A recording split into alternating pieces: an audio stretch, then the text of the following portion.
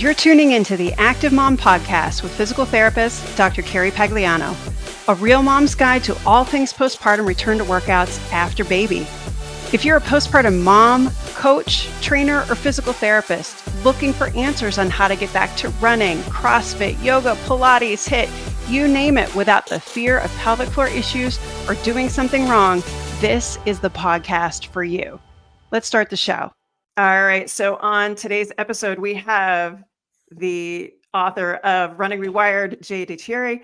I've been following you for a while, unbeknownst to you, of course, obviously. And you probably never thought that you would be on a mom podcast, but welcome to the Active Mom Postpartum Podcast. Oh, thanks for having me. It's great to be here. All right. So I invited you on because we have so many more physios that are working with runners, postpartum runners, that sort of thing. And so many don't have that background. So before we kind of dive in here, tell us a little bit about who you are, where you're from, how you got into running, and then we'll pull you over to the dark side of pelvic health, pregnancy, postpartum, and running. No, it's all good. So yeah, I mean, it's a great point, right? I mean, I always tell my students, like, just because you played basketball in the NBA and you went to PT school doesn't mean you're qualified to be a PT for the NBA, Yep. right? So I'm a big fan that if you want to help somebody in whatever they're doing, whatever it is, right, you need to really understand where they are, what that sport requires, what the goals of that person are, and like really be able to break down mechanically what's happening, so that you can build up a plan to help them succeed. So quick background on me. So I swam my entire life, right? And I mean, those of you who swam out there know it's a very heavy technique-based sport. I mean, you practice technique every single day. And I got quite fit. I swam like 20 plus hours a week from the time I was 7 years on. So go to high school. I was asked/forced to run, and got very frustrated that, I was super fit. Like I was really, really fit from swimming, but none of that fitness transferred to running. No. Right? So it's not, gravity doesn't apply to swimming in a way it does to running. And I kept getting hurt all the time. And I just got really frustrated. I was from the South. A lot of people kind of dismissed it as, oh, running's stupid, it's going to hurt you, whatever. And every time I'd go in for it to talk to anybody, they're like, oh, well, just, you shouldn't run. And I was like, I'm 14. I can do whatever I want. Like, what do you mean I can't run? And I got really angry. And I don't like getting bad answers. And when I wanted to figure out what I do with my career, I wanted to do something that wasn't just filled with the same crap, right? I mean, I wanted to be able to make a difference. And I want to be able to treat myself, point blank. I got really sad that I didn't get good information. So I vowed to be able to try and treat myself long-term and give better answers to other people. So I ended up going to PT school, which took me to very much of a tangent in my career after I got out. After a few years, I started running the gait and motion analysis laboratory at University of Virginia. And I've done over 7,000 lab-based individual biomechanical assessments. So I tell people all the time, like, I had the coolest and easiest job in the world. Like, what if you went in with your patients and you had not just musculoskeletal evaluation on them, which we all do, but I had individual lab biomechanical data on every single person I saw, right? Like, stuff's easy at that point, right? Yeah. Like, I mean, you really get to see true finite information and details and where things are and when, exactly how much. So you're not just going, I see this little weird thing you do, and it's like, nope. At this point in gait cycle, there's an imbalance here. Exactly how much? Here's when it happens. Here's your physical capacity test. It's like, it was so easy, right? And I learned a ton. I mean, I learned a ton of information, and I've just like tried to pay it forward, right? I had a very cool experience, and I try and share a lot of lessons I've learned with the runners I worked with over the years, with other PTs, runners, and coaches, everything else, and just trying to help us all do a better job. So. Yeah, no, I remember when you were down there because I'm up in the DC area. And I think that was kind of in like the beginning glory days of like, hey, let's put some numbers on this stuff and figure this stuff out. And it's funny now because I feel like that was such a big push in our field and like, let's understand running. And I feel like it's happening a little bit again, but adjacent over in my field, which is pelvic health, because we have so many more moms running and women running in pregnancy and all that kind of stuff. And just curious, side question here. Do you remember back, like with a lot of the stuff that you did research wise, was there an emphasis on methodology between men and women, or was it still very much like, hey, this is just what the body does?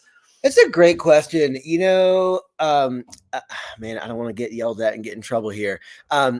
So yes, there's a big emphasis on differences between men and women. And I'll say this again, this might get me yelled at.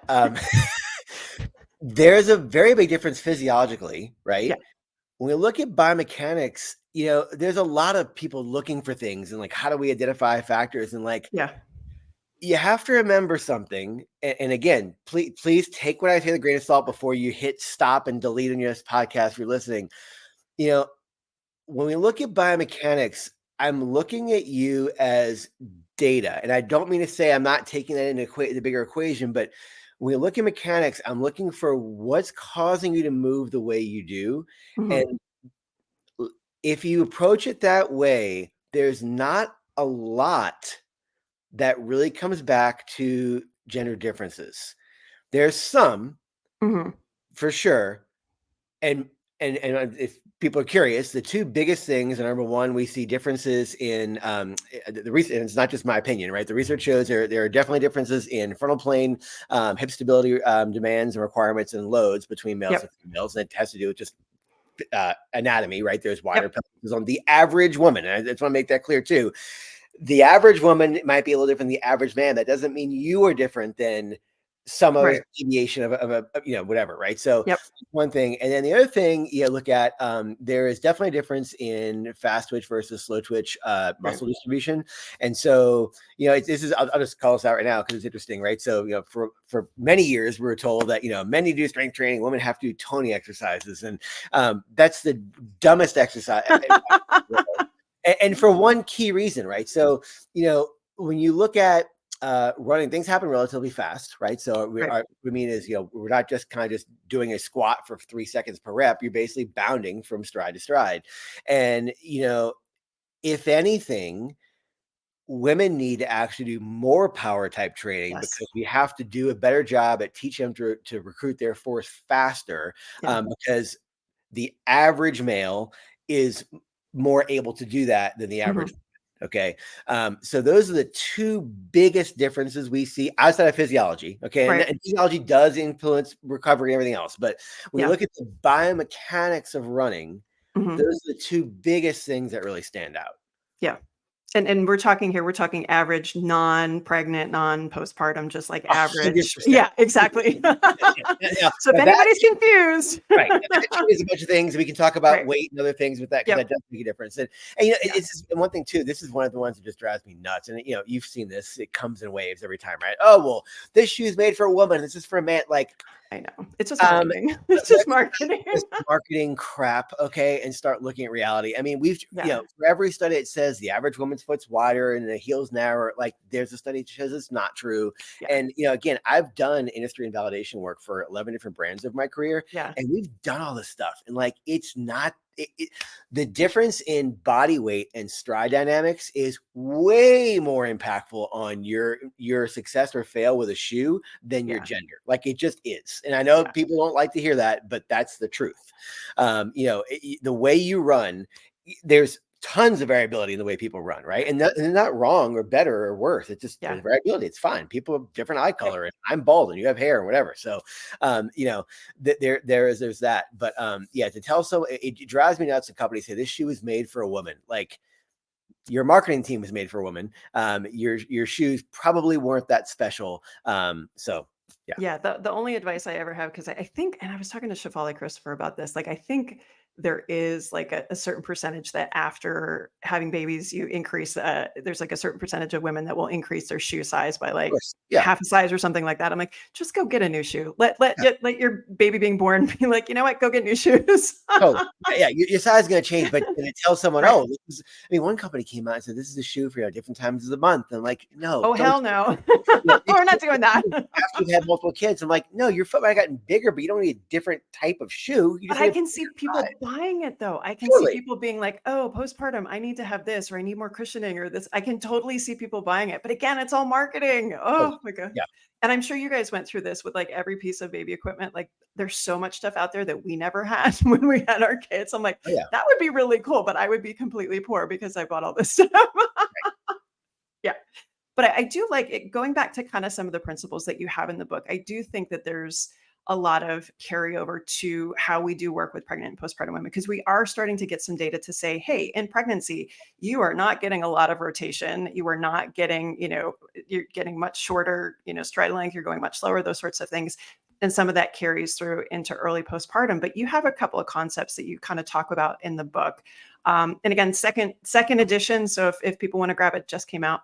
Do you mind to just kind of run us through some of those basic principles on how you look at running, and then we'll kind of talk through how that might carry over into to my population. For sure. Yeah. So, so I would just say this, like people talk about, running's good, running's bad. Like running's not bad. Like, let's put that out there. It's not. Yeah. The vast majority of people have problems because they're putting lots of like bad skills, bad body awareness, bad patterns, right, into sport of running, right? You can put those into soccer or baseball or basketball and have issues too. But the reality is you just don't get the volume that we see in other sports, right? That's why running is such a high injury risk. So, when we look at, runners, I try and keep things, it's sort of two ways to look at this, right? So one is joint by joint. We can talk about that. It's kind of interesting. But one is kind of the basic skills that you really should be aware of in practice. So number one is posture alignment. I'm not talking about military posture at all. I'm like standing perfectly straight. That's not what we mean. But when you look at, runners should be able to keep their, what I call their boxes stacked, right? You should be able to keep your torso stacked over your pelvis pretty well, not just when you stand, but when you run, and when you run fresh and when you run fatigued, right? We know that, when you look at posture alignment, people, the big buzz these days is super shoes, right? People are spending $400 to save a few percent improvement.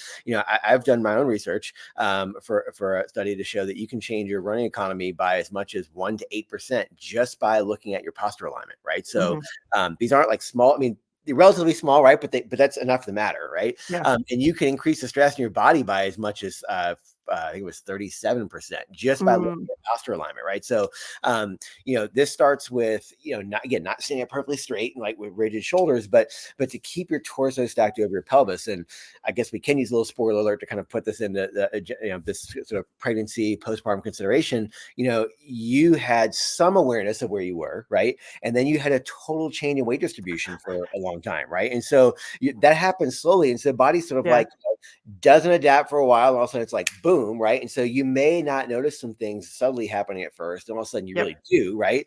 And then that weight goes away much faster than it came on, but your nervous system might not have adjusted to that new change. And then you've got parts that are a little more lax than they were before, and so it's harder to feel and pay attention to things. And so that posture awareness is such a critical component of this.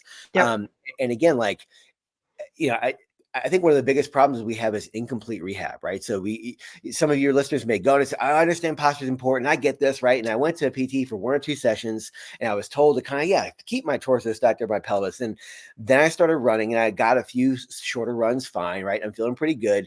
And then I started running longer, and you know what? Like, I'm losing that ability to breaks keep down.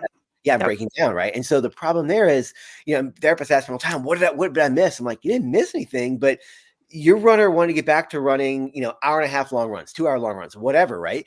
And they weren't prepared for that, right? So we didn't do enough postural endurance training. You might have put the bug in their ear, right? But you didn't do enough endurance training to make sure they could hold that position for a long enough time. And so that's something really critical. So, so kind of keeping your boxes stacked is really, really important. Number one. I'm going to have you pause right there for a second to just draw a parallel. Like we're seeing now moms, like I see postpartum moms between 2 and 3 weeks postpartum. And that's exactly what we're doing, because I don't know if you guys kind of went through this when you had kids, but like your body and your brain still thinks that you're pregnant. You're kind of still walking that way. And it's amazing when I put moms, like we just start with really basic things like bird dog, and they think they are neutral, but they're pregnant neutral, not postpartum neutral. And it takes a little bit to be like, hey, your brain thinks you're here and you're not. And I think when we skip that kind of reconnection, that rewiring in the beginning, we do a lot with ultrasound imaging too, to be like, hey, let's get stuff, coordinated on. But like, it's that time in the beginning that was delayed with us. They didn't have us do it at all, or they didn't have us, do it until like after that 6-week clearance, that I think some of us in a certain vintage, we kind of missed that boat.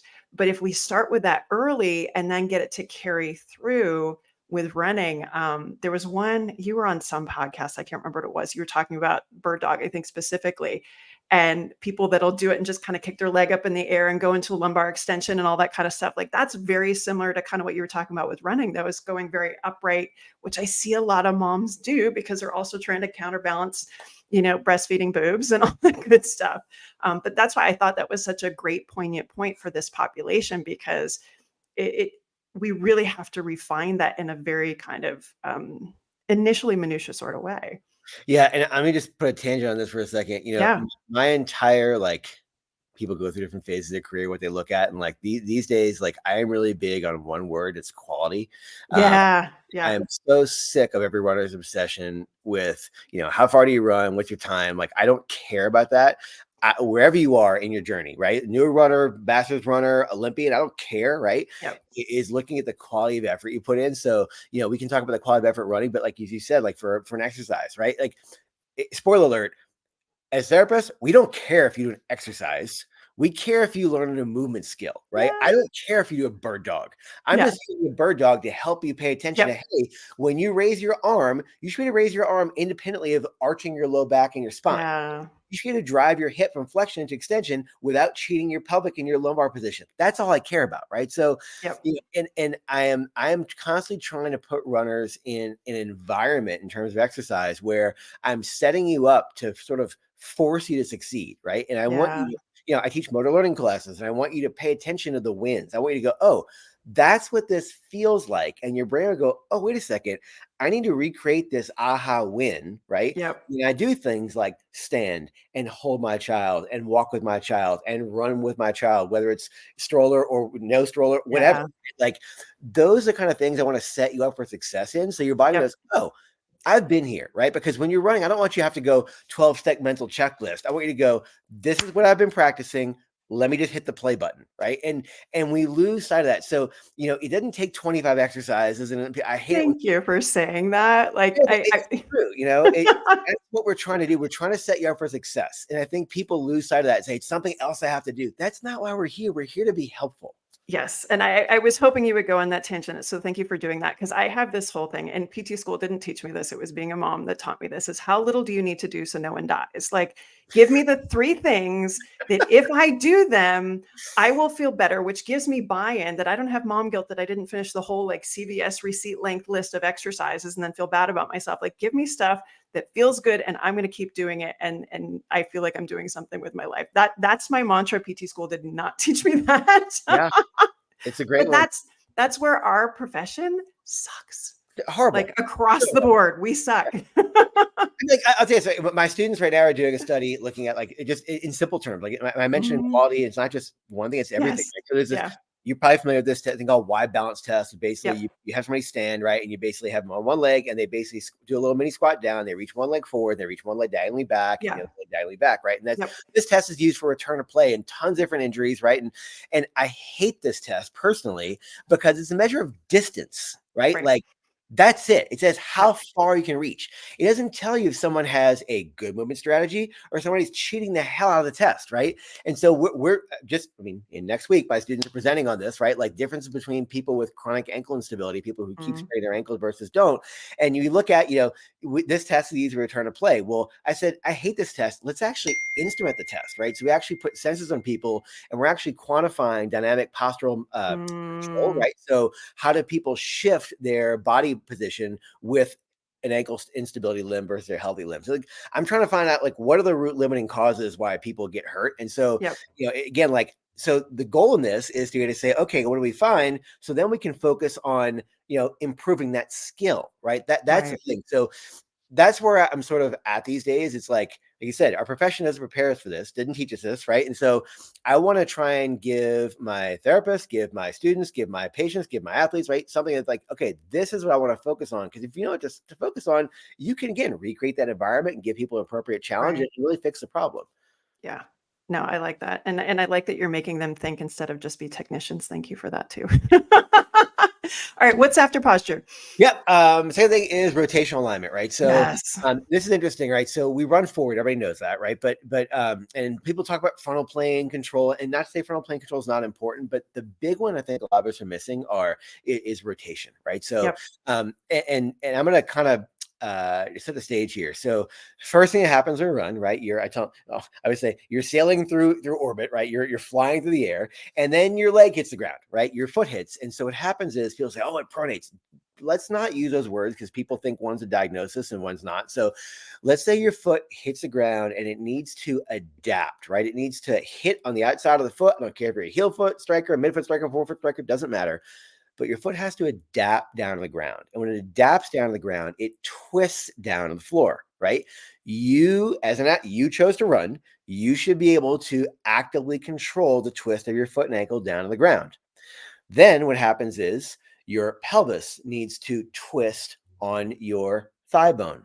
Then what happens is your upper body needs to counter rotate on your pelvis, right? And so these kind of spiral motions, right, are things that we don't give enough attention to. Like we say, oh, we run. What do? Well, I hold planks for this long and I do squats and deadlifts. Those are great, but that's not checking all the boxes, right? Yeah. So, I really try and help my athletes, my runners feel and find these positions of rotational control. So we want to train that. The biomechanic term for this is this spiral line of challenge is called the free moment, right? It's basically trying to twist your body during stance phase.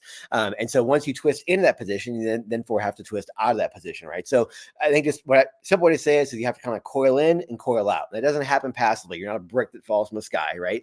You need to control all those joints independently and then integrate that control. So I spend a lot of time trying to break down like, hey, where are those imbalances, right? And like, do I see a problem with that global, again, spiral in, spiral out, and then where is it coming from? And then how can we restore that? So that comes from spending some time on all those parts that I said, foot and ankle, on core and hip, on hip joint, on kind of core, and then also on upper body and lower body. And runners always like, but I'm a runner. You have any upper body stuff? I'm like, yeah, I know. Yep. And that's for a reason, right? And again, going back to, again, this kind of falls on that same postural bucket too, because, you need to be able to twist, right, without kind of compensatorily arching your back or flexing your spine or whatever, right? So yeah, that's number two for sure.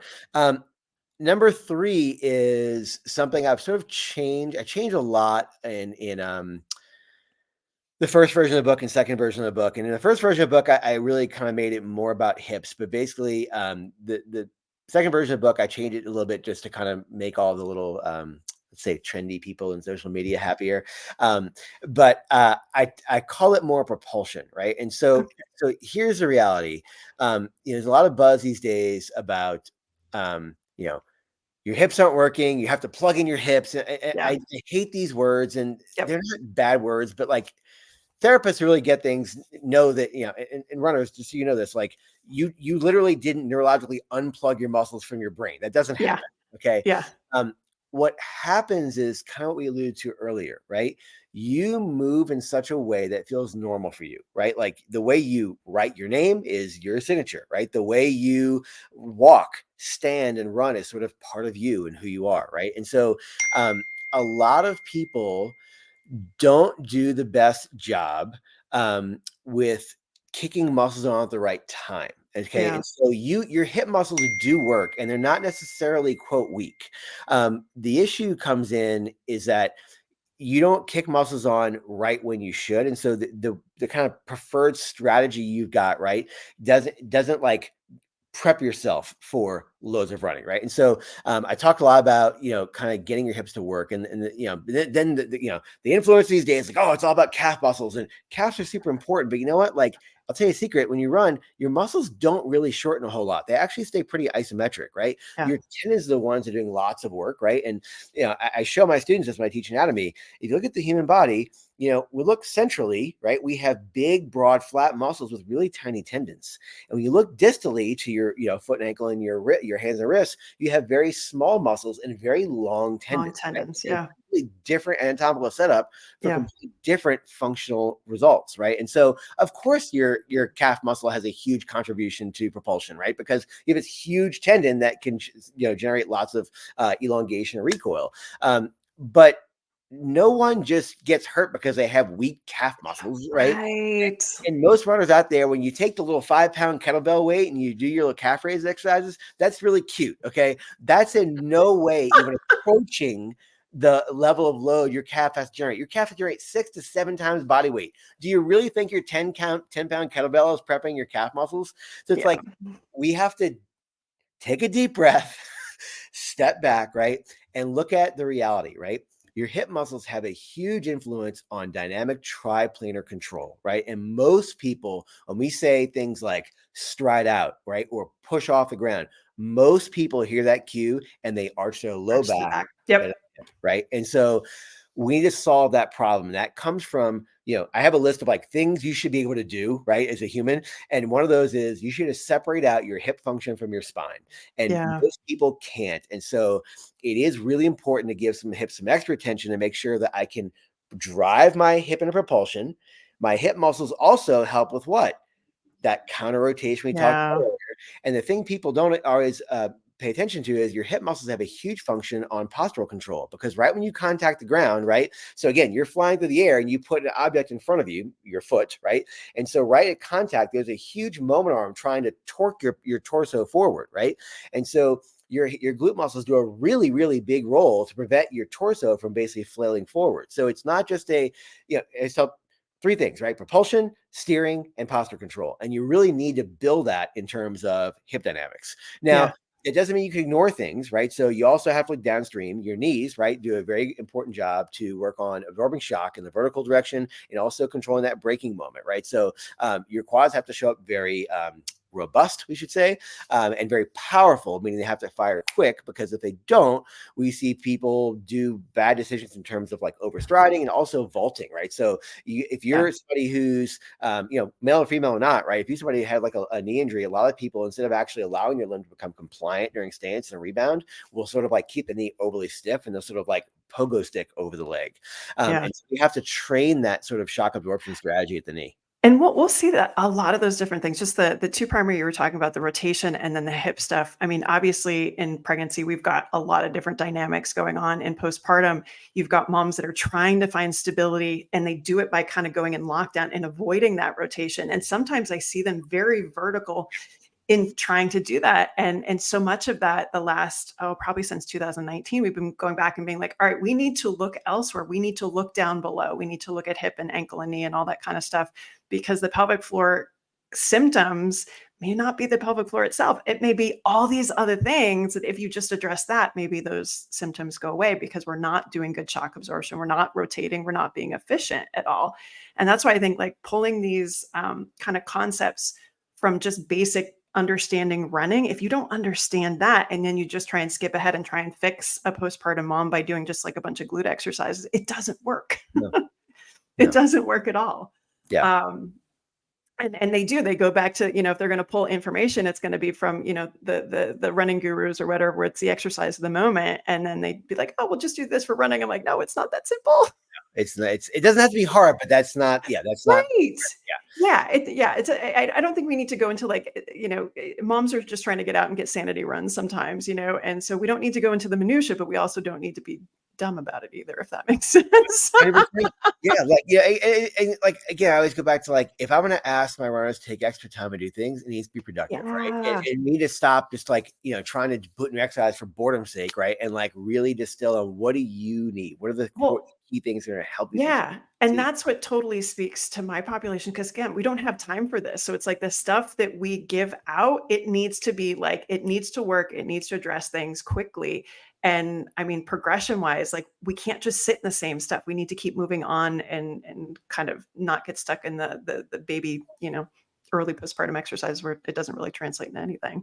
Totally. But no, I hear you. Okay. What's next? Okay, so next is looking at this is not so much of a skill, the next one, but something to pay attention to, right? So I cannot tell you how many adolescent runners I've seen who come in with knee issues, right? And you look at them and I'm like, okay, like you're young, like you're healthy, like there's nothing, you're not weak, right? Like you're actually pretty solid. You should be crushing it, but instead you're having knee pain. And I look at their alignment and they've got something. So during when when you look at your child, right, they're born kind of this like position, like this kind of like, happy baby pose, right? And then they basically kind of, as they go through development, they basically go in a position of kind of crashing in, right? Their femurs and hips, everything kind of twist inward, right? And then basically twist outward again. And then we know there's a large change in rotational alignment in the bone structure, right? In early years, the first 1 to 2 years.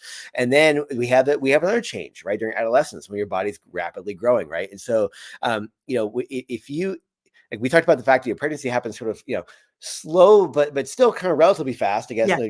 Fast, right? But imagine like when you go back to adolescence, like your body, every day you wake up and your body's It's like, different.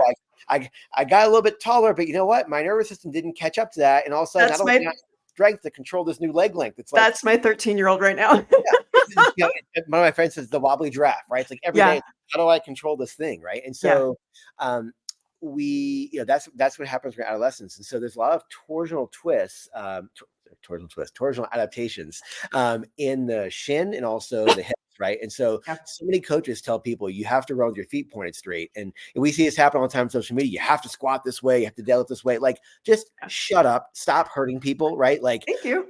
You need to stand and walk and squat and deadlift and run in a way that reflects your anatomy. Like, that's simple, right? And so, if you've got some twist outward of the hip, what's called a retroverted or anteverted hip, it's nothing wrong with it, just is, right? Respect the alignment, right? And if you've got some torsional changes, internal external rotation in your tibia, right? Like, respect it. That's it. And so, when we talk about, should I run foot forward, toe out, right? Toe in?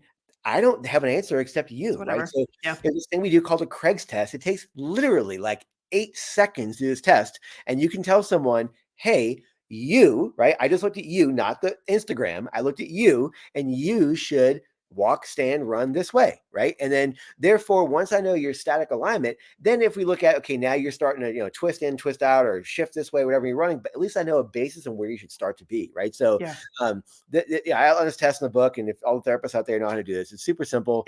If you're a therapist listening to this, yes, we look at Craig's test, but also look, just once you neutralize or find out their hip position, just basically hold their hip in position and look downstream at the foot and ankle. I do this test super, by the way. And that way you can see where their foot points, right? So should the foot point in, should it point out, whatever. So it's super simple to do. That's number 4. And then number 5, I added in the second edition. I've talked about this for a year, but I didn't really know how to integrate this in. I kind of try and keep things just a simple message. But this next one is tissue capacity. And this is one of the things, lots of airplay lately. And it's not understood enough. And I just want you to understand that you are a human. And when you do something like run or do an exercise, go for a hike or a long walk or whatever, right? All your tissues in your body don't adapt the same way. It's really important to understand this. Your bone physiologically behaves very different than your tendons, different than your muscles, different than your cartilage, right? And so we know this. This is not like, again, super cool, clickbait stuff. This is reality. And so if we know this and understand this, we have to prepare our tissues for what the stresses they're going to see, right? So here's a point that gets overlooked. Like we just said earlier, running happens relatively quick in terms of, contact times and strides compared to walking, right? So we have to be able to think fast. But running, the stance time on ground of running is actually too slow and not high enough force to get bone to remodel very well. Right. And it's not slow enough to get tendon to strengthen very well. I mean, look at what happens, especially it's interesting, right? Younger folks tend to have a little more bone stress injuries. We see those older people too, right? But then as we get older, right, our soft tissues become more brittle, right? And so we have more soft tissue problems. And so, those of your masters folks listening to this are probably like, oh, I feel more soft tissue aches and pains. And running doesn't strengthen your tendons at all. Right. Running doesn't preserve body mass. It doesn't.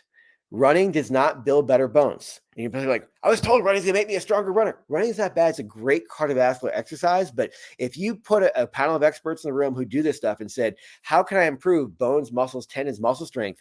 We don't mention the word running, right? We talk about, well, if you want to, optimize bone loading, we do these things. If I want to optimize tendon, I do these things. If I want to look at muscle strength, I do these things, right? They're different things that we do. And so again, I don't want to take up all your time, and we can make a simple plan for this, which I've done in the book and I'm happy to talk about, but you do need to give each tissue some respect, right? So when you look at tendons, you have to move very slowly. Okay, so how slow? If you're doing a full rep for tendon development, you have to take 4 to 6 seconds for each and every rep.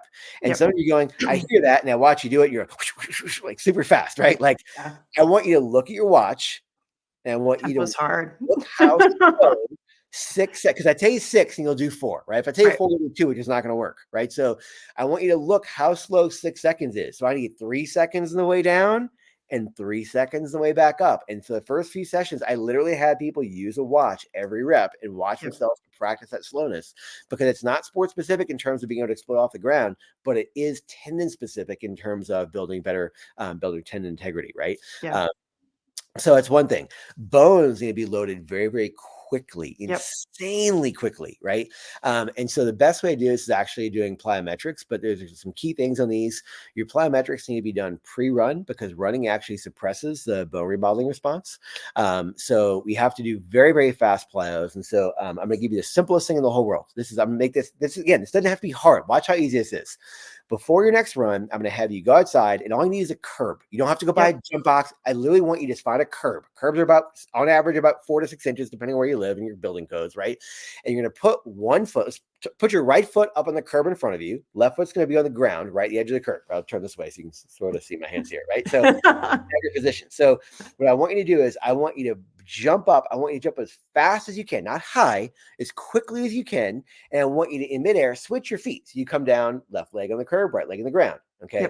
And then again, jump up, right leg on the curb, left leg in the ground. And you're going to do these jumps, but I want you to jump so hard. I tell my folks, I want you to pretend the ground is glass, and you're standing out of the glass before you hit the ground, because I need your contact time to be less than 0.1 seconds. Okay. That's stupid quick. Those of you who don't know what this is, and people probably don't get this, I want you to get your Garmin out, get your iPhone, whatever you've got, right? And I want you to go in stopwatch mode. And I want you to try and hit start, stop, right? That quick. I want you to see how fast 0.1 seconds is, because if you're doing plyos, you kind of double bounce, you jump up on higher boxes and things, you slow that time on ground down, and you will not get the bone stimulation effect. Okay? So I just need you to go very quickly, right? Very, very fast. And it only takes about 40 jumps. Some research even shows as little as 20 jumps before you actually get a bone remodeling response. So this takes like literally 2 minutes. Okay. You're speaking my language. Like very short, very quick, but again, quality. You have to make these explosive, right? So do not get a jump box. I know it looks cool on social media, but that's when you put a jump box in, as the box height goes up, your time on the ground goes up as well. And you're not getting there. You're doing things for strength, which is not the point, right? We're trying to rebuild bones. So just be targeted the way you do that, right? And then go ahead. Sorry. I was going to say the two things I'm thinking about as you're chatting here.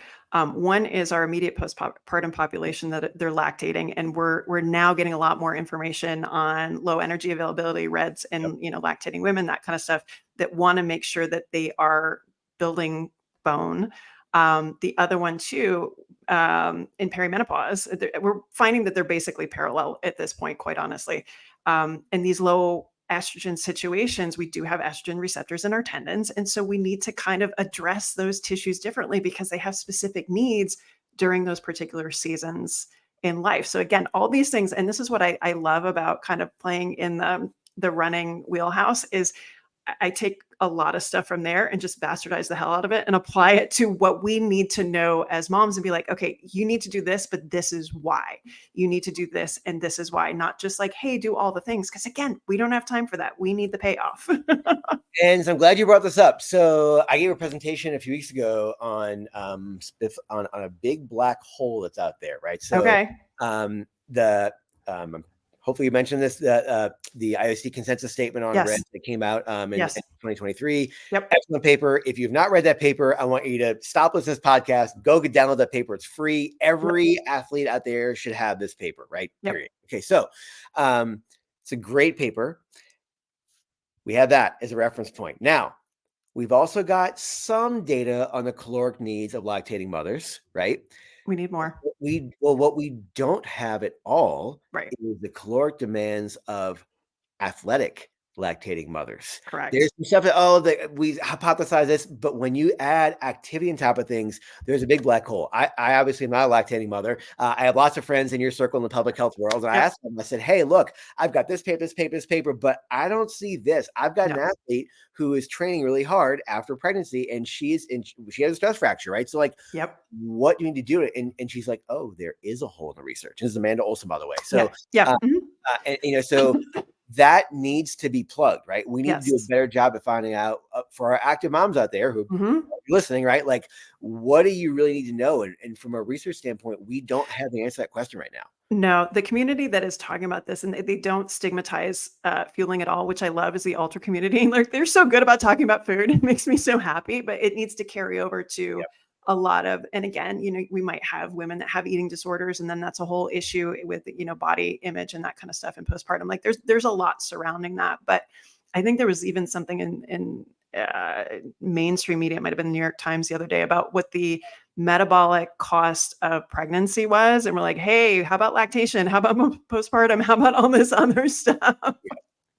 Yep. We just don't know. And again, I think we're definitely in a space where we've got moms that are like, hey, we're tired of experimenting and ending up with bone stress injuries and things like that. We want to do these big things. Can we come up with this? So if anybody wants to throw money at that one, I'm all on board for it. Yeah, and just to I just to make this like approachable, right? What I try and do Yeah. is folks say, look, like when you look at stress fractures, there's sort of two big reasons why you have a stress fracture. You may actually have a biomechanical problem for sure, Right. right? And the things like those biomechanics we said can build biomechanics of better bone, but you have to put gas in your car, or you have to charge Yep. your electric car, or whatever, right? Like, or you don't go, right? So we have to find a way. People have some words that are triggering. I don't want to get into that aspect of things right now. Because I don't have much time, but we have to find a way to make this topic approachable to meet you Yeah. or meet your audience, whoever they are, and just talk about the needs of like, we have to have a balance point, right? And so Mhm.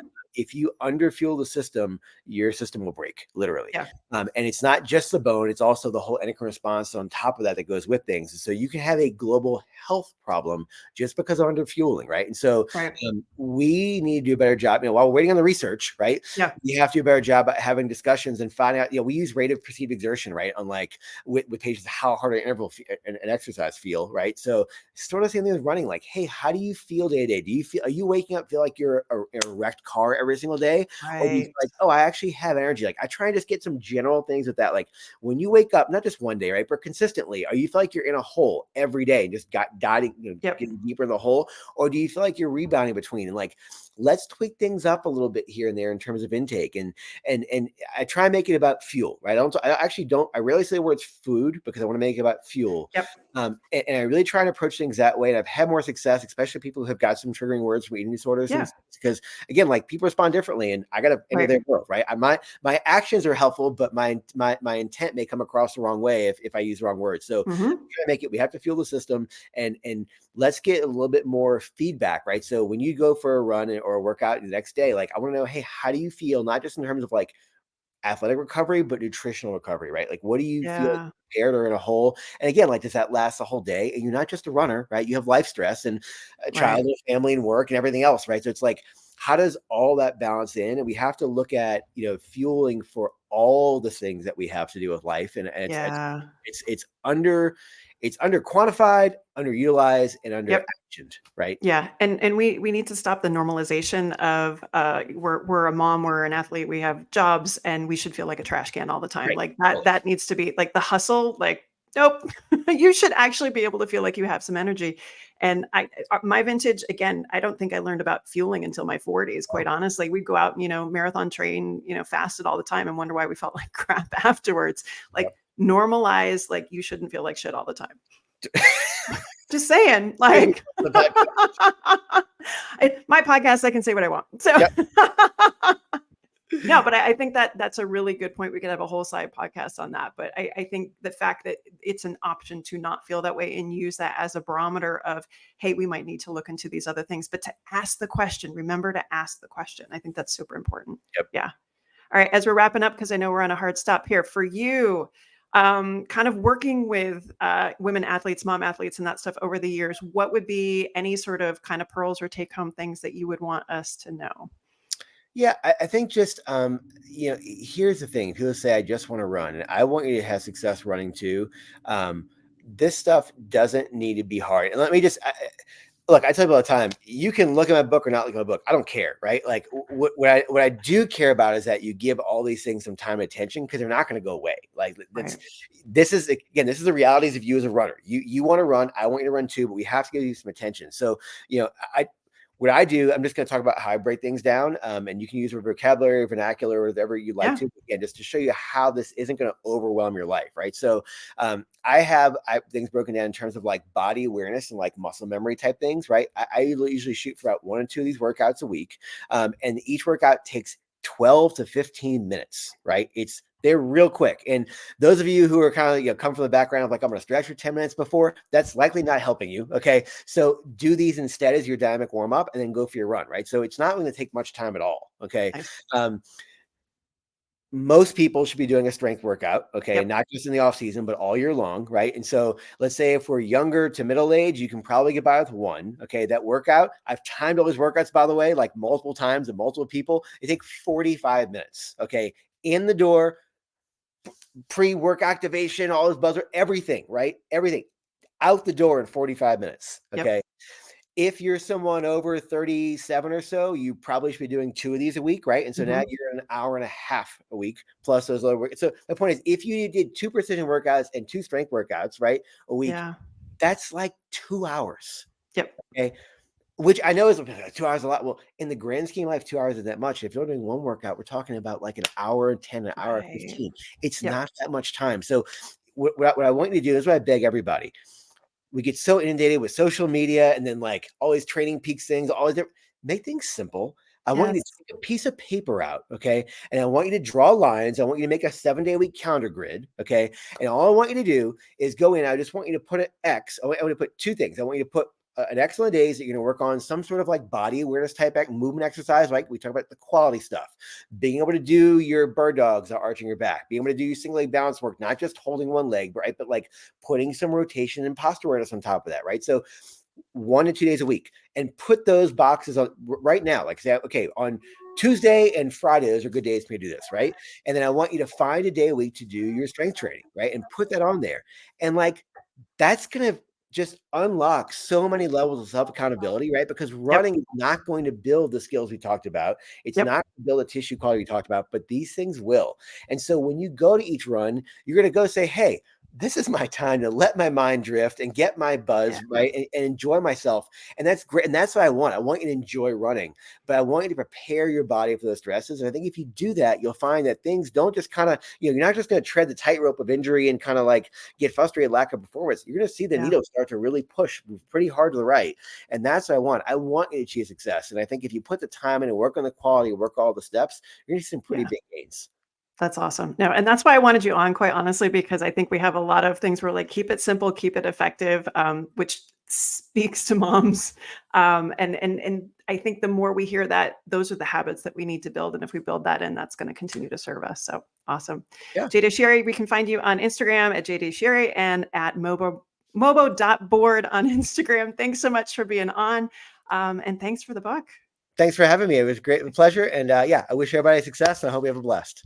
Thanks so much. Did you enjoy the podcast? If so, leave us a 5-star review on iTunes and tell a friend to do the same. Are you a postpartum mom or postpartum pro wanting to know more about getting back to running after baby? Check out all my free goodies on carriepagliano.com. This podcast represents the opinions of Dr. Carrie Pagliano and her guests to the show. The content should not be taken as medical advice and is for entertainment purposes only. Always consult your healthcare professional for any medical questions.